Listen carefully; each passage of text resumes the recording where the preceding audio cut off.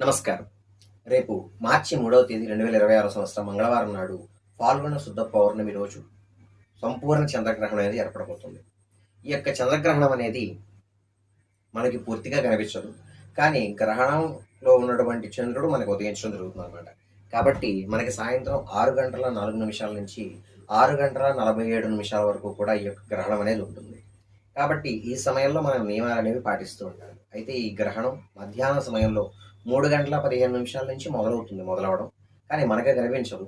కాబట్టి మనకు కనిపించిన సమయంలో మనం నియమాలు ఎట్లాగో పాటించాం కాబట్టి, ఆ సమయంలో కాకుండా సాయంత్రం పట్టు స్నానం చేసేవాళ్ళు 6 గంటలకి, విడుపు స్నానం చేసేవాళ్ళు 7 గంటలకి చేయడం మంచిది. అట్లాగే ఈ యొక్క గ్రహణ సందర్భంగా మధ్యాహ్న కాలంలో భోజనం చేయకుండా ఉండడం చాలా మంచిదనమాట. కాబట్టి ఉపవాసం ఉండడానికి ప్రయత్నించండి. ఉండలేని వాళ్ళు శుభ్రం చేసినటువంటి పళ్ళను తీసుకోండి. పళ్ళు, పళ్ళ రసాలు తీసుకోండి.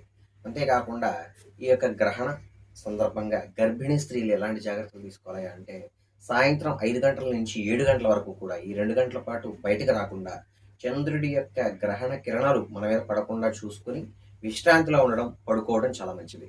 అలాగే గర్భ శిశువు యొక్క క్షేమం కోసం మృత్యుంజయ మంత్రం కానీ, నారాయణ కవచం కానీ, గర్భరక్షాంబిక స్తోత్రం కానీ చదవాలి. ఇకపోతే ఆలయాలు ఉదయం పూట తెరవకుండా సాయంత్రం గ్రహణం మోక్షకాలం అయిపోయిన తర్వాత తెరిచి శుద్ధి చేసి పూజా కైంకర్యాన్ని నిర్వహించాల్సిందిగా కోరుతున్నాం.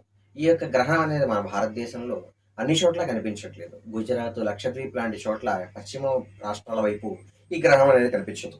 అక్కడ చంద్రుడు ఉదయించే సమయానికి గ్రహణం పూర్తి అయిపోతుంది కాబట్టి అక్కడి వాళ్ళు ఎవరు కూడా నియమాలు అనేవి పాటించాల్సిన అవసరం లేదు. భోజనాలకు వచ్చినట్లయితే గ్రహణ మోక్షకాలం అయిపోయిన తర్వాత స్నానము శుద్ధి చేసుకుని వండుకుని తినడం మంచిది. గ్రహణానికంటే ముందు వండినటువంటి ఆహారాన్ని గ్రహణం తర్వాత తినడం అంత ఆరోగ్యానికి మంచిది కాదు. ఇక విషయానికి వస్తే ఈ గ్రహణం అనేది పూర్వ ఫల్గుని నక్షత్రం, ఉబ్బా నక్షత్రం అంటాం. ఉబ్బా నక్షత్రంలో సింహరాశిలో ఏర్పడుతుంది కాబట్టి మరుసటి రోజున అంటే 4వ తేదీన ఈ సింహరాశి వారు మరీ ప్రత్యేకంగా ఉబ్బా నక్షత్రం వాళ్ళు ఎవరైనా ఉన్నట్లయితే కనుక ఈ గ్రహణానికి సంబంధించినటువంటి శాంతి కార్యక్రమం అనేది చేసుకోవాలి. ఈ విషయాన్ని అందరూ గమనించగలరు. జై శ్రీరామ్.